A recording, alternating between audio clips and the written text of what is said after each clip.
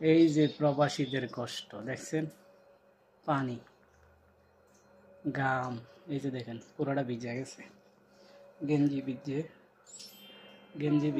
এই গেঞ্জি ভিজে, এরপরে এই যে প্যান্ট ভিজে। এখন বসে আছি একটু ঠান্ডায়।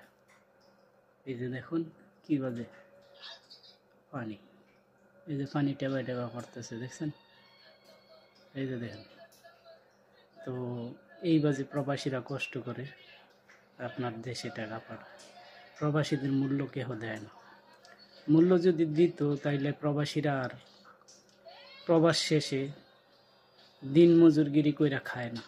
কারণ ফ্যামিলির পিছে, দেশের পিছে তারা টাকা দিতেই থাকে। সব শেষে তারা কি পায়? ওই যে কথায় আছে না যে ঘোড়ার ডিম, ওই ঘোড়ার ডিম পায়।